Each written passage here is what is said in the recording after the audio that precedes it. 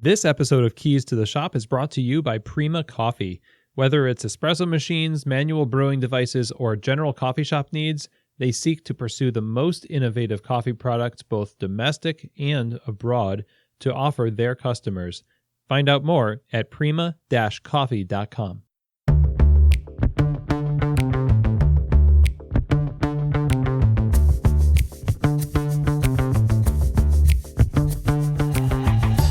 This is Keys to the Shop, episode 79. Interviews from Coffee Fest Baltimore. Hey everybody, and welcome to another episode of Keys to the Shop, where we give you insights, inspiration, and the tools you need to grow as a coffee service professional. My name is Chris DeFirio. I'm your host for the show, and I'm always happy to have you here, especially when we're talking about Coffee Fest. And specifically, we're talking with a few people that have perspectives on acquiring knowledge when going to a coffee event. And in this case, we're talking about Coffee Fest. But what we're talking about here can be applied to any kind of acquisition of knowledge that you're pursuing. Most of us, when we want to pursue knowledge, we want to go to a specialized source. And this is why people go to a thing like Coffee Fest, is because there's such a concentration of expertise in one area. And in the course of a weekend, you can get a lot of questions answered. And so I just had a great time in Baltimore. I got to speak 4 times and present some cool talks, and I got to judge some latte art, which was great to do again. Also got to meet up with some really cool people. Fans of the podcast introduced themselves to me this weekend, and it was really awesome to meet all of you. Thank you so much for your kind words. I'm so honored that you're getting something out of the show, and it's benefiting you and your career, and I hope to continue to make this such a valuable thing for you. So thank you to those of you who came up to say hello. Now, before we get started today, I do want to thank our sponsor, Prima Coffee. Prima Coffee is a specialty coffee equipment supplier, and they're based out of Louisville, Kentucky. And from the beginning of their company, they've set out to make the best coffee brewing equipment available to the general public. Now, they're focused on curating the best equipment for every need that you might have. So that goes from everything from grinders to espresso machines, under-counter refrigeration, commercial equipment and home equipment. Doesn't matter. They have pretty much anything you could think of. Go to the website, prima-coffee.com. Again, that's prima-coffee.com, and see what I mean. They have a ton of gear to choose from and a lot of resources that will help you use it in the optimal way. They just do a great job putting a big emphasis on having the expertise to help their customers get the right gear to fit every situation. I vouch for these guys. I know them and I love them. And I've always been satisfied using Prima Coffee. So prima-coffee.com. Check them out. I'm sure you're going to have a great experience. And thank you, Prima, for your support of Keys to the Shop.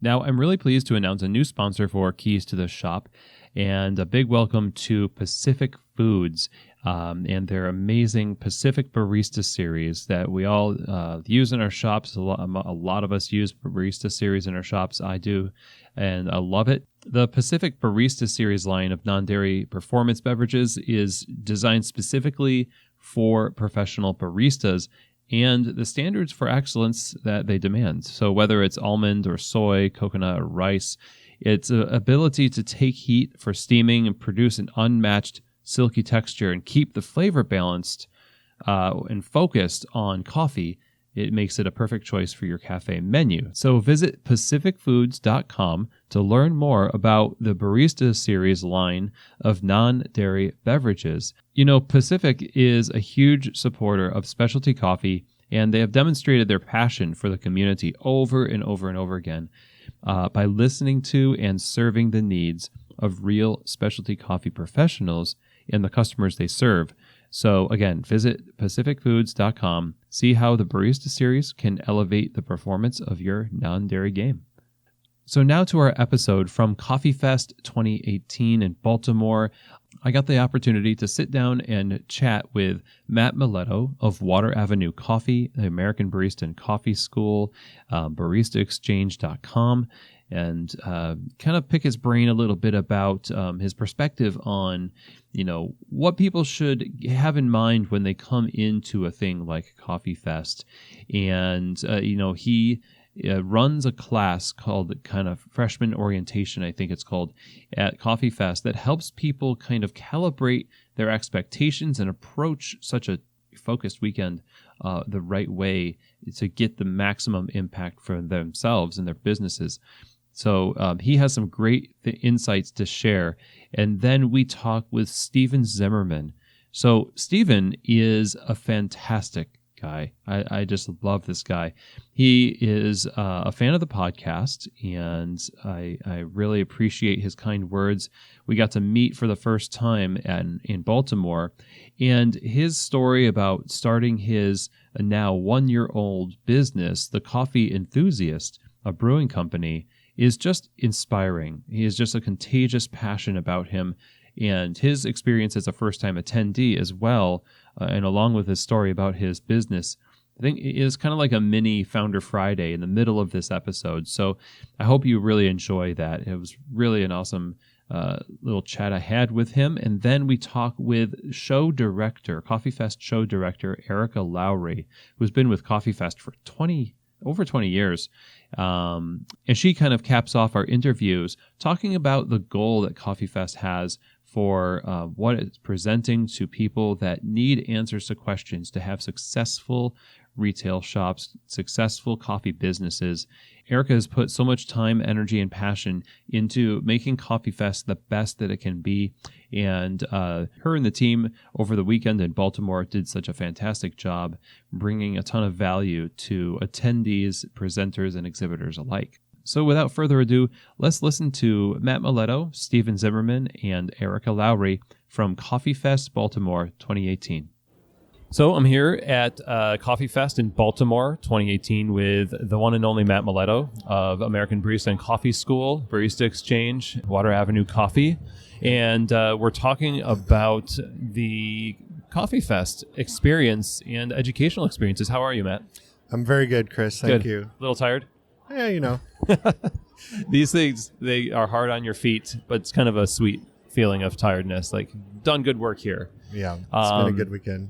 You do a class that people attend on Friday that kind of gets them ready to learn. Tell us a little bit about that. Sure. So for the last year or so, we've been doing an all-day seminar that's taken from our curriculum in Portland, kind of consolidating 2 days of business training into one. But for the, I think, first time, a class that's designed for those who are in the very early stages, looking at opening or getting into coffee business. Yeah. And it's been very successful. We've sold out just about every show.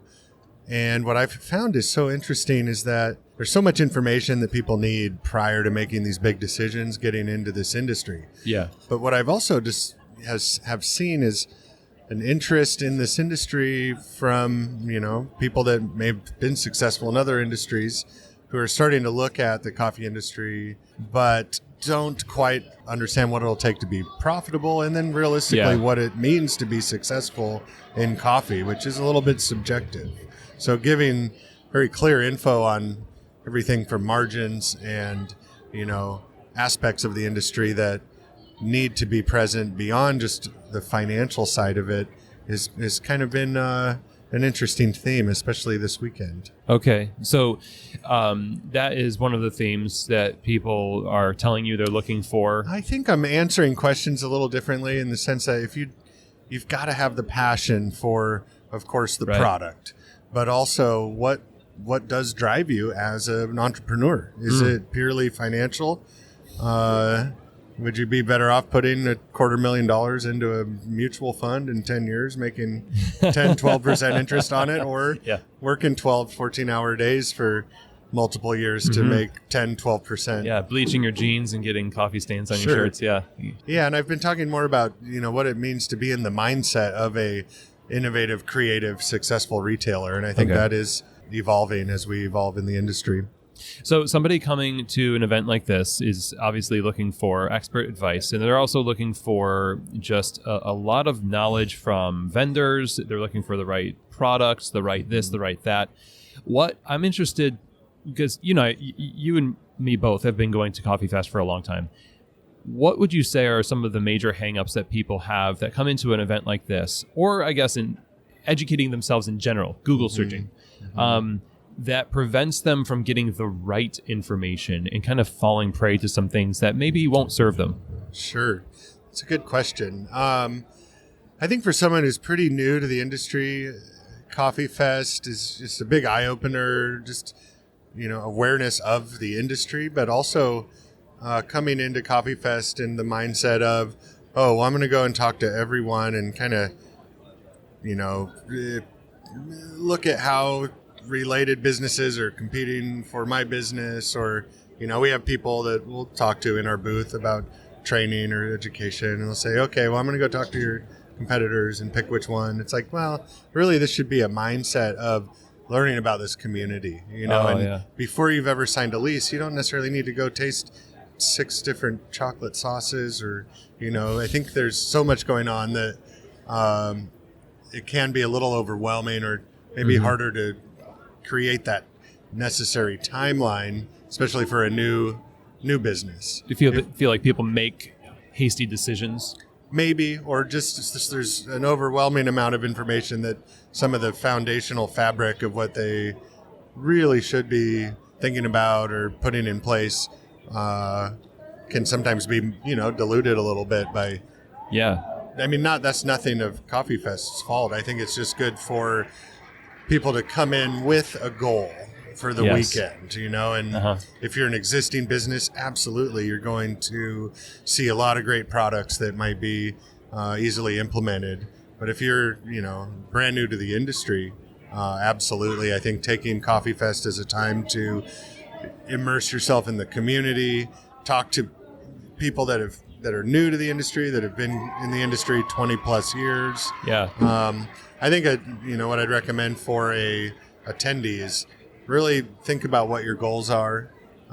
Spend a good amount of time talking to people in booths. Maybe the first day, walk around, make note of maybe the 5 or 6 booths you want to go back to and really engage in a deeper conversation. But it's easy, I guess, just to kind of wander around and see all these great exhibits and competitions and walk away like, wow, that was great. But without having a focused goal and plan, I think it can be a lot.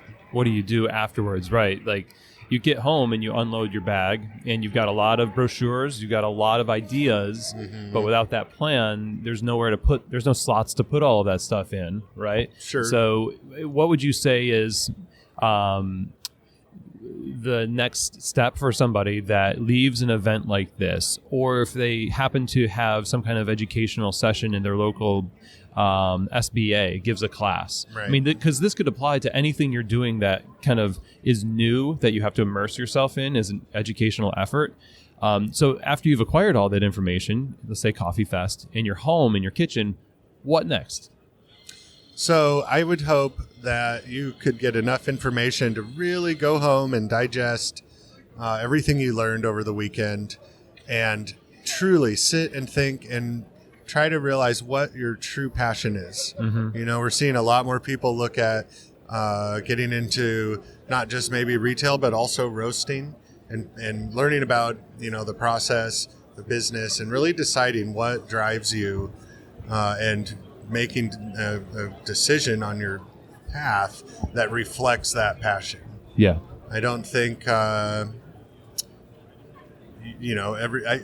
think we're seeing more people identify a need in their area to have social responsibility and community engagement. And that a passion for that means that you could have some diversity in your business. Maybe it is starting with roasting, with retail, or maybe it's even, looking at coffee as a catalyst for other food and beverage, maybe juice or, another product that you want to create for the coffee industry. And I think just finding that passion, realizing it's going to take a lot of work, and that's what should be driving you, is great. We're seeing more identity and authenticity, I feel, in entrepreneurship in the coffee industry. Nice. So that's kind of a trend. It's more of a movement. Sounds like that. What do you think for people getting into retail right now is the next thing that they should really be aware of that would kind of be a bummer if they weren't aware of going into it? So absolutely. I said it before, but authenticity is everything. Mm-hmm. That is how we see a lot of these great brands growing from a small retail or even, farmers market, grassroots beginning. So be authentic, tell your story, try to, pave a path for your journey in coffee. And even coffee industry in the U.S. is not very old. I mean, you and I are turning 40 this year, but we've been with it the whole time since the beginning. Pioneers in this industry. We're so old. So people can. I was talking with a couple in Wilmington, North Carolina, that sees like, gosh, I really feel this could be a great place to start a business and grow the next few years as Wilmington kind of continues to grow. And so identifying that, embracing the community, creating a business that is authentic to your local community is very important. Yeah, agreed. Awesome. Well, thanks, Matt. That was Thanks, Chris. A great time, and happy to see you at this Coffee Fest. Absolutely, buddy. All right, cheers. Take care. So I'm here at Coffee Fest with my friend Steven Zimmerman, who is a business owner of the Coffee Enthusiast, a brewing company, TCE. And he is a podcast fan as well, Keys to the Shop podcast fan. Got to meet him this weekend. Yes. How's the weekend been going? Man, it has been, I can't even say enough. I got to meet you. That was one of the highlights, if not the highlight. Feelings mutual. Man, that's been like, I thought I would never get a chance to meet you. The weekend has been amazing. I've met some amazing people, some very special people. The America's Best Espresso competition was great. I mean, you had so many different roasters and some amazing coffees that we got a chance to taste. And you were a judge. Yes. Yeah. I was a judge, and oh man, that's probably the hardest thing that I've had to do.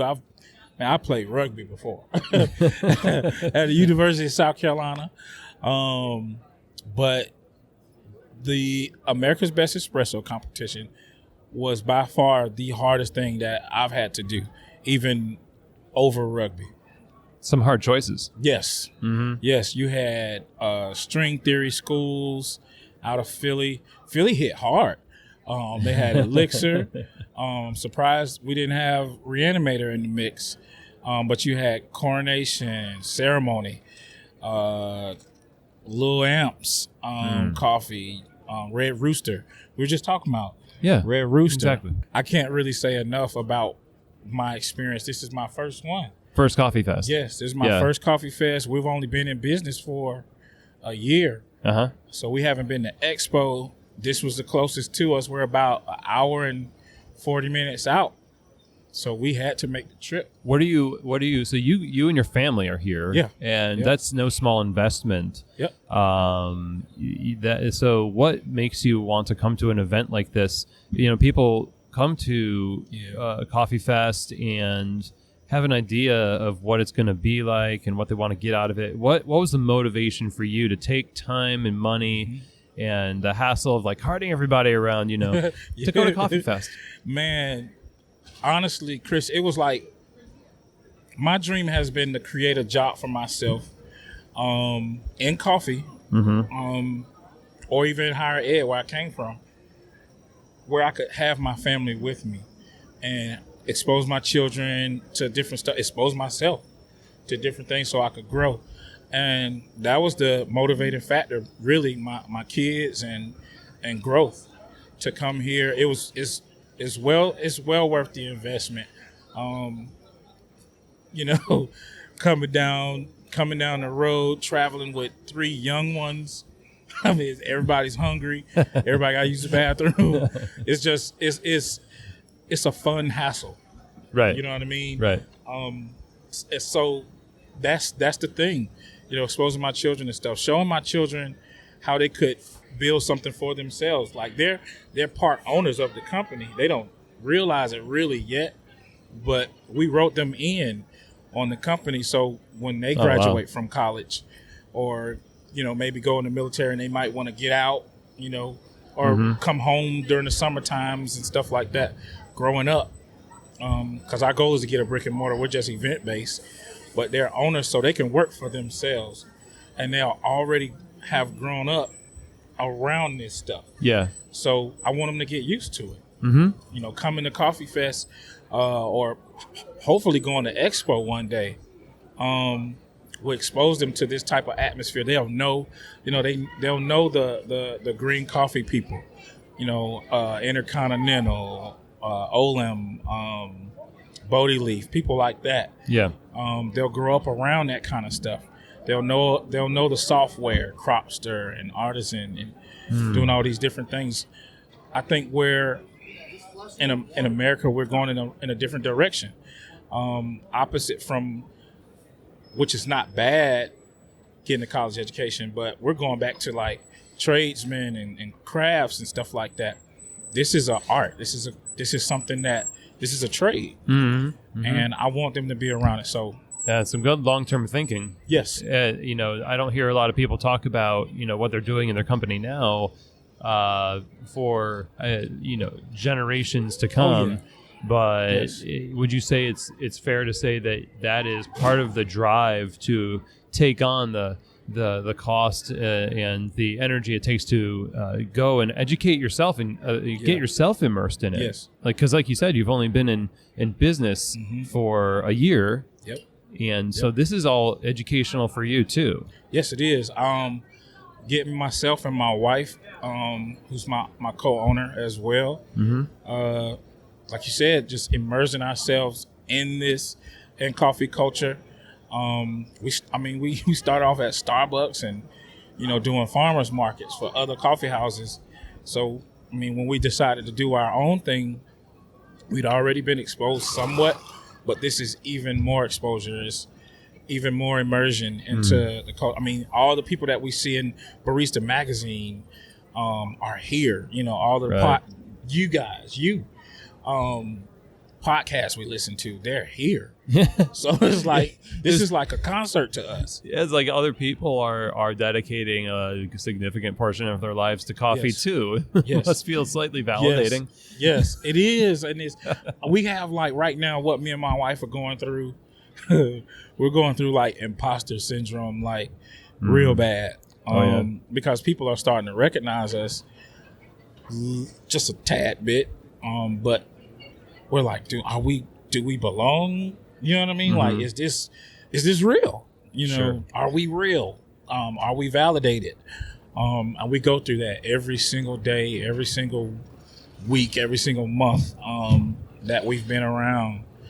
And this is just icing on the cake. But just a little bit. This is a smear of the icing. So we need some more of this. And this is the coolest thing that we've been to, that we've been a part of. Getting to judge, people who are way more talented than I am, and who I feel like sometimes I'll never be as talented as some of these roasters and these baristas here. They're in the trenches. Not saying that we're not in the trenches, but they've been in this thing for, you got people who have been there 10, 20 years in the coffee industry, and we're here, judging their coffee. Like, that's insane to me. But at the same time, it's such a humbling honor to get a chance to just, I can't even put it into words, really. I'm trying. No, I hear you.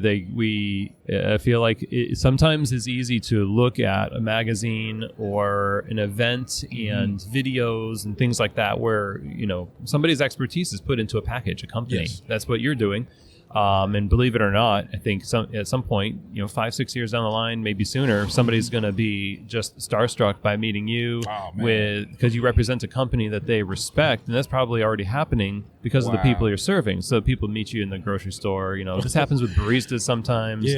But what is it that, because you mentioned you had imposter syndrome, and I bet you there's a lot of people here at this venue right now that have their own story about what they're going through to be here, just like you. And I wonder, because you just dove right in. Yes. And yes.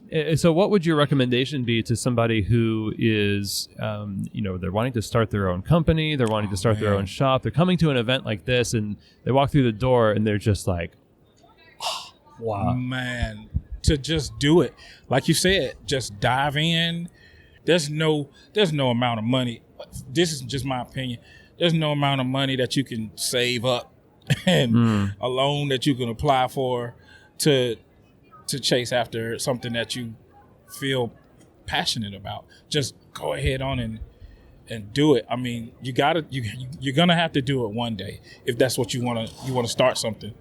And I tell people to just jump into it and get to know people. Yeah.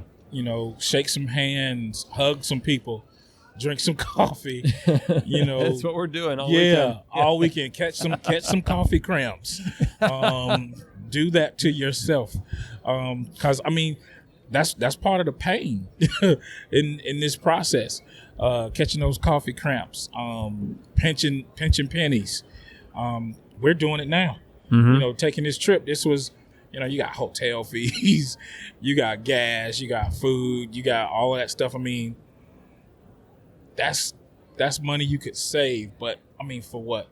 Yeah, well, you have that long-term mentality that helps you justify that money being used instead of just not used. I won't ever grit my teeth back at this money. I'm not going to touch it again. At least not now. But just like you said, long-term, one day it'll pay me back. Right. It'll pay my children back. It'll pay their children back.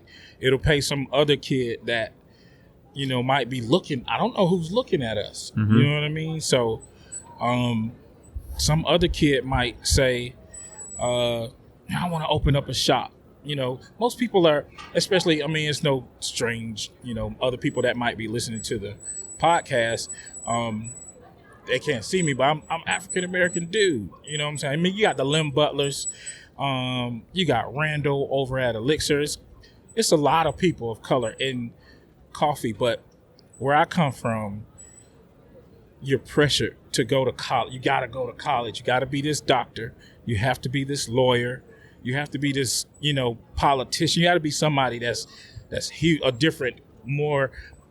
They think those titles have more prestige, but to me, this does. And I want some other kid that looks just like me or who doesn't look like me, who might be pressured to do something that their community think is cool. Like, you might have some other kid, and it might be in Fresno, California, or Oakland or somewhere. Right. They might see us one day and they might think this is cool. And it is. Be comfortable enough and have the drive and the passion to do this. Have the confidence.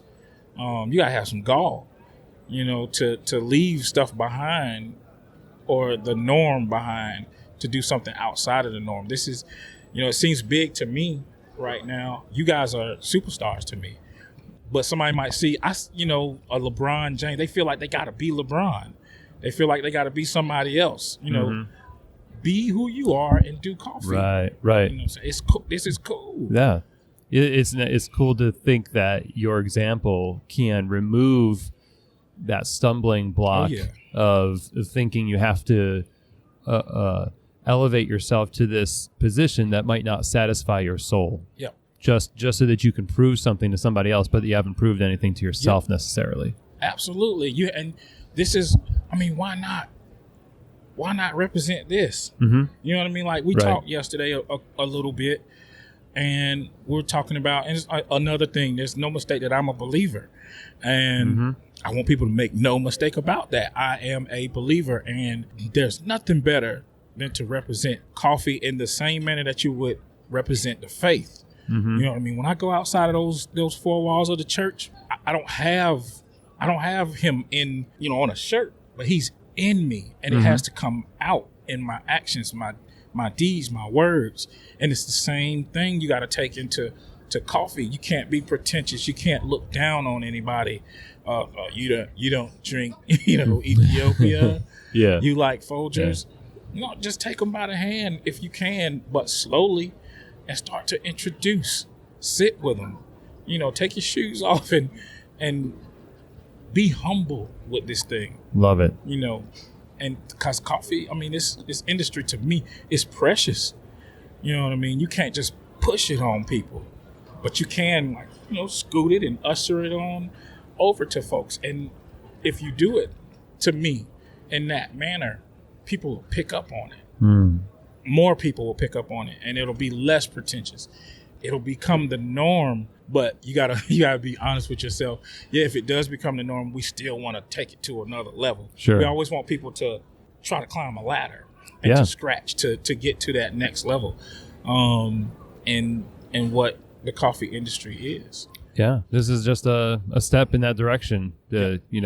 I think we talked with Matt Milletto about this of American Barista and Coffee School, Water Avenue Coffee, and he's a good friend of mine. And he talking about how this kind of applies to anytime you're taking in information about coffee or about the industry, and you can, in my interpretation of learning is that you want to take the information and then kind of channel it into an area where you can use it for that kind of holistic growth. That's the most healthy thing that you can do. Yeah. And it sounds like you got a really good grasp on that to be true to yourself. Right, and, at the same time, as you're embracing people, you're challenging people. Yep. If you're walking with somebody in an industry as, elbow to elbow with them, working side by side, you can hold them accountable, but you can also love on them as a coworker or as a customer and, barista.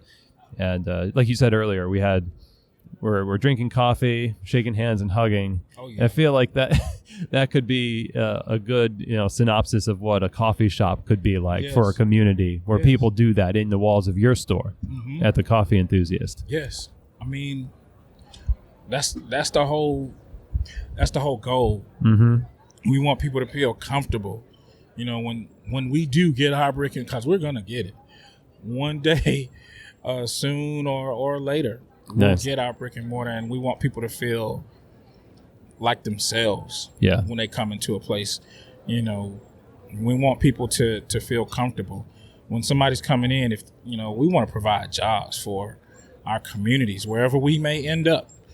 We want to provide jobs for people, and when they come in and apply, I don't want folks to come in and feel like they have to be, suited and booted when they come in. Hey, I'm such and such, and I have a degree in coffee brewing or what have you. Just come in and be you. Your resume is your words. I don't want a piece of paper. Bring me you. And the way that you work and how you treat other folks, when nobody's looking, that determines, the type of person that you'll be, and that determines how our company will be viewed. Because if you treat folks right, they'll keep coming back. They'll find our events. Oh man, where are you gonna be next? Or if we have a shop, they'll always hit the door. Full speed. Coming in to relax with us. Just come and chill. Come hang with us for a while. Tell me about your day. What? Tell me the bad stuff. Tell me the good stuff. You don't have to let me in your whole life, but just tell me how you feeling right now, and maybe this cup of coffee, whatever you so choose to do with it, can help with that and make you feel even better about whatever's going on outside the doors. Feel maybe you can empower folks and have them feel comfortable when they walk outside, and when they're when they have those issues, or if they're having a great day, it can just be even better when they walk out the door. So that's the dope thing about coffee. Yeah, that I feel like that is a beautiful way to describe what should be all of our goals for hospitality through coffee. Yeah. And I really have enjoyed getting to know you and meet you this weekend. Yes, sir. I know that you say, I'm an inspiration, but I'll tell you, yes. I feel like the opposite is true. I feel like anybody who gets the opportunity to know you and, listening to you just now, I think it's going to be just inspired as I have been. So how can we just stay in touch with what you're doing at your company? I like to be approachable. There's a guy, you know him all too well. He was on your show, Joshua Boyd. Yep. I called Josh. I called too the well. dude, and that's how I want to be. I want to be like Josh. So you can call me. I mean, you can get in touch with me 910-336-3439. That's my phone number. It's always on if my phone is charged. And my email address, the Coffee Enthusiast, LLC, all lowercase, @gmail.com. I'm on Facebook. I'm on Instagram at, Instagram TCE, a Brewing Company on Instagram and Facebook. Yeah. The Coffee Enthusiast, a brewing company. So awesome. Hit us up, man. Yeah. Awesome. Thank you so much. That was really great. Man. I appreciate you. I'm glad I met you, man. I'm glad I met you. This is the most awesome week. I cried last night. My wife, I tried not to let her catch me. I was crying a little bit because I was so overwhelmed with everything at Coffee Fest, and then meeting you was like cherries. So it was cool, man. I appreciate you having me, man. I appreciate you, man. Thank you. Oh, man. Thank you. So I'm with Erika Lowery, who is the show director for Coffee Fest. It's been working with Coffee Fest for how long now? Just over 20 years on and off. So you know something about trade shows, coffee, and just witnessing firsthand how people come into a show, how people leave the show. How has this weekend gone? Yeah, we're really, really excited. Yeah. A new city always is a little nerve-wracking, not knowing how it's going to go. Yeah. And exhibitors, attendee alike, are just thrilled with how well Baltimore has gone. Even exhibitors expressed they didn't know what to expect coming into this new city. Baltimore's a little bit new to the map with the coffee culture. Yeah. And they were thrilled with the excitement from the buyers and the industry that's growing here in Baltimore. Awesome. So this is a largely retail-based show. A lot of people coming in from retail coffee just do a lot of business here. I've been involved with Coffee Fest for a long time as well as an attendee, judge, and instructor. But people are coming in with questions. People are coming in with a lot on their minds. What is it that Coffee Fest is designed to answer for people coming to Coffee Fest? Yeah, we put a lot of thought into that. And I think being around the show for as long as I have, and also being a barista, a manager, a franchise developer, I have a huge heart for all sides of the counter, which is how I try to run Coffee Fest. I try to think, how can we meet needs? We're a trade show. That's our vehicle. That's what we do. But it's not one size fits all. So how can we be the vehicle to show people maybe what they don't even know they need to know yet?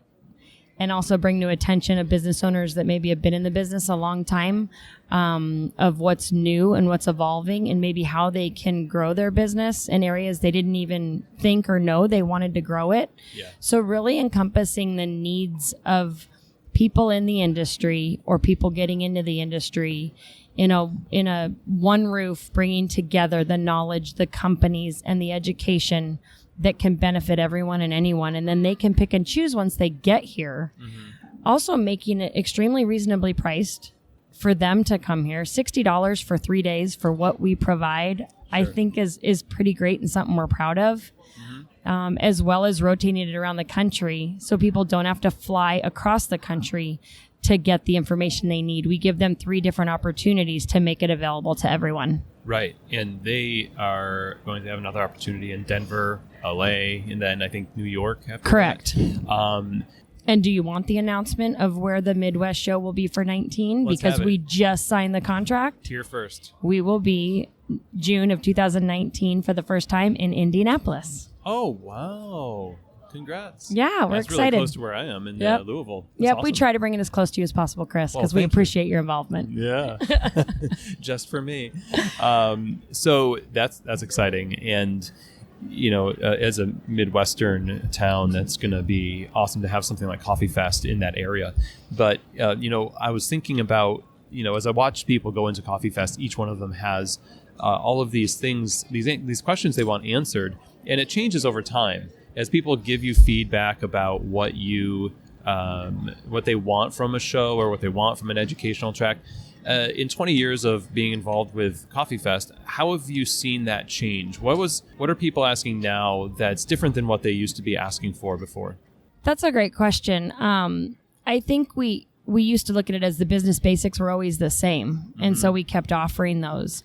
But as you know, probably better than a lot of people in interviewing all the business leaders that you do, things change all the time. Yeah. And it's not, we just need to be adjusting and looking. And it maybe isn't set just something on the coffee industry, but now we're looking at, marketing experts and SEO and all these other things, that it's not just about how to make, a great cup of coffee or what you need for your water qualifications, but how do I grow my business? How do I stay relevant? How do I look for new distributors? How is distribution changing in the face of coffee?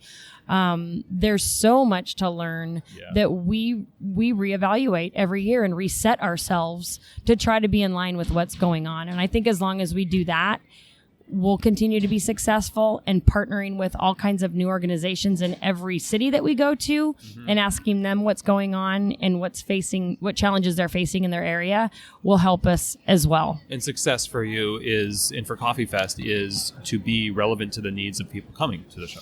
Absolutely. And just being seen as a company that listens to its exhibitors, to its attendees, and to the coffee community as a whole. So I'm really grateful for your time and for putting on this great show. This has always been for me this kind of like beacon of accessibility, but also it's a great capstone of it's a great center of education. I'm happy to give classes here and meet all the people we do, and yeah, I'm excited for what's next. Yep, me too. We're very happy to have you here. Thrilled with this Baltimore event, and we're only as successful as the people on the show floor and the business owners that come and help us be better. So we're extremely grateful for that. Well, thanks for all the work you do, and Baltimore is a wrap. It is a wrap. Thanks so much, Chris. Well, one of the things that I love about going to Coffee Fest and conferences in general, trade shows in coffee, is getting to hear the perspective of folks like we just did with Matt, Stephen, and Erika. And when you look out into the trade show floors and the conference halls, you realize there are so many different perspectives in the variety of different places where people are in the industry. And I'm just excited every time, the potential energy in the room. I mean, I got emotional at the first talk that I gave about the 5 rules for a successful cafe, because all these folks in this room, they were just wanting to open up a coffee shop or run a coffee shop better. And they were in the mode of learning. They wanted to know something that would help them do it better. And it's such a beautiful thing to be in the room with such potential to kind of dream 5 or 6 years in the future and say, what is it that the information that they're getting here, what is that going to look like in practice 5 or 6 years from now? And it definitely motivates me as a presenter to do well. It also motivates me to present an episode like this that says, hey, do what Steven Zimmerman told us to do, which is to just jump in, become a part of the community. And, you might be fearful that you don't fit in, but that's not stopping him. I mean, maybe it's his past in rugby that makes him just want to charge in there. But I feel inspired by him to don't be timid. Ask, go, and immerse yourself in this environment. So I really hope that you enjoyed these interviews over at Coffee Fest. I hope to do the same thing at the Denver Coffee Fest coming up in June, and maybe get more shorter interviews with a greater variety of people as well. So that'll be fun. So if you want the notes for the show, you can sign up for our email newsletter over at keystotheshop.com. You can just, when the box pops up there, you can enter your email and you'll be on the list to get the show notes sent to you on a weekly basis. And that's just the highlights of each show that we do. And it's really handy because it has all of the links to resources and books and speakers and things like that are mentioned in the shows, as well as some news about Keys to the Shop. And speaking of news of Keys to the Shop, if you haven't heard from previous episodes where I've mentioned that Keys to the Shop has expanded to offering consulting for you, your career, or your company, your coffee shop. So if there's a problem that you need some clarity on, or if you need training for yourself or your staff or your management team, you can email me, Chris, at keystotheshop.com. And let's touch base and see what Keys to the Shop can do to unlock the potential of your career and your cafe. You can also reach out to me at that email address, Chris at keystotheshop.com. If you have feedback, questions, comments, things like that, suggestions for future shows, for instance, that would be amazing. I'm all ears. Like I said in the beginning of the show, I really want to make this show as beneficial to you as possible. And I really am grateful for you and all you do in the industry. And for being a fan of Keys to the Shop, I really appreciate you taking the time. So have a great week. I hope to meet you someday soon. And until then, I hope, as always, that this episode has given you Keys to the Shop.